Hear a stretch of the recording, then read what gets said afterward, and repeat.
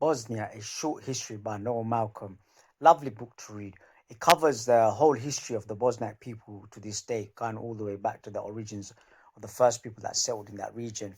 It's a brief history because it doesn't go into too much detail about any particular section, but it's very, very enjoying to read.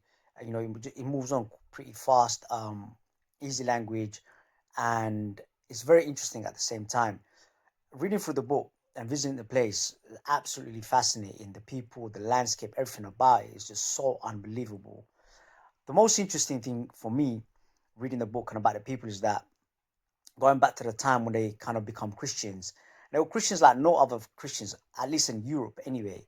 So on the western side, the western neighbors were Catholics, the Croats, and on the eastern side were the Orthodox Serbs who are kind of affiliate themselves more with the Russian Orthodox than the Greek Orthodox. There's a difference amongst them as well. And these Catholics were very much the Catholics like the Hungarian, Austro, Spanish, and Polish kind of Catholics. However, the thing about the Christians of Bosnia or the Bosnaks was that they didn't believe in the Trinity, firstly, so they're different from the other two main sects. Secondly, they also, from the impression I get, but you might have to fact check this, that they didn't really believe in the Christology in the sense that Isa alayhi salam died for the sin of mankind of Adam alayhi salam or anything like that. Also, was another very interesting fact about the people is that they didn't have an actual physical church per se. They would go to the highest point of a mountain, of a hill or something, and would pray to God like that. And it's something like almost kind of resonates with Isa alayhi salam because he didn't really leave a church behind. What he left behind was the congregation. And recently, I've been listening to a lot of talks by by Muslims about Isa alayhi salam, and I've come to learn that Isa alayhi salam as well had a brother who kind of like continued with his mission. And this guy Paul who comes a bit later and starts messing things up. So these Bosniaks, even when they're Christians, it kind of resonates with Isa alayhi salam and the message of his brother James the Just. Anyhow, I don't know if there was any kind of linkage to any of that, but very, very different from the rest of the European Christians.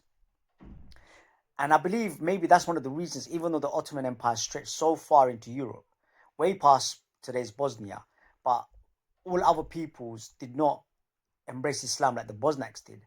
And I suspect maybe that was the reason, because they were already monotheists, because they don't believe in the shirk of Trinity.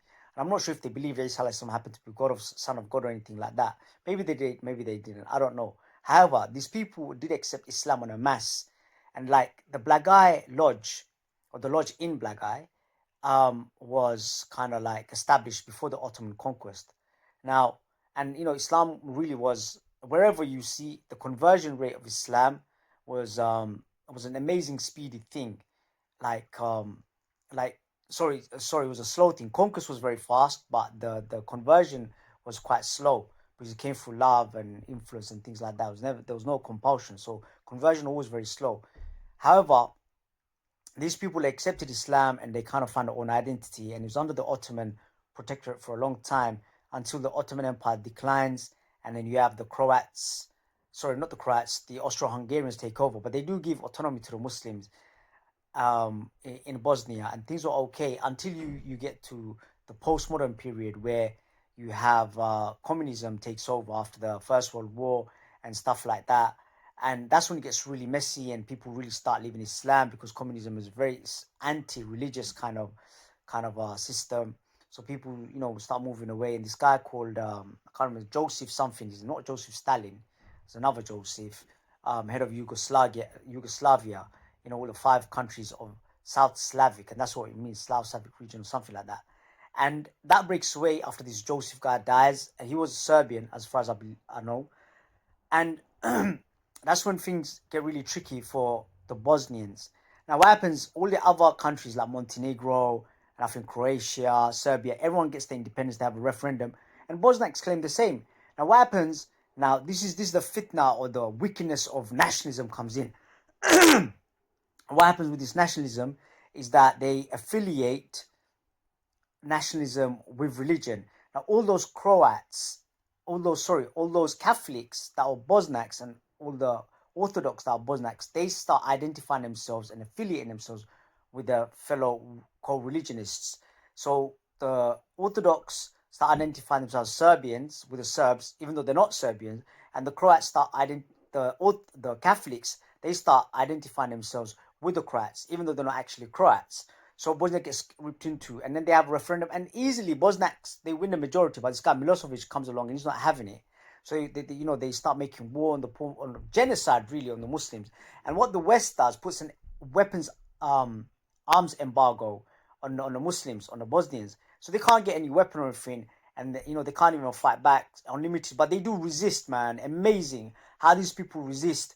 They resist, and this guy, may Allah give him, Jannatul Firdaus, Izzat Ali Begovic, he doesn't give up. He stands up, for his people, and his people are fighting.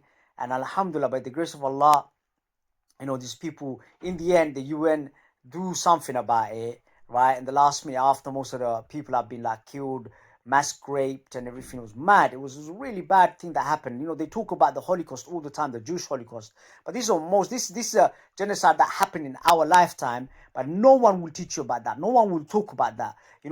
Even now, like constantly in TVs, on the TV, everywhere you see, you learn about it. It's like the only Holocaust that ever happened was the Jewish Holocaust. I'm not denying that. But what I'm saying, another more recent Holocaust, there's a Holocaust going on right now, but this Bosnian Holocaust happening in our lifetime, but no one really knows about it. And these people, they suffered mainly because they were Muslims. And sadly, the Croats were on their side, a lot of them, and then they switched as well. But Alhamdulillah, by the grace of Allah, these people survived, and respect to them.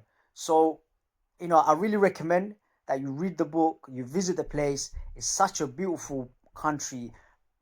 From the few countries that I've been to in Europe, I'd say it's one of the probably the most beautiful country. Like I go to Spain a lot. That was another story where a genocide was committed against the Muslims and the Jews as well, and it was really bad. But that's a story for another day. But this is a place you gotta visit.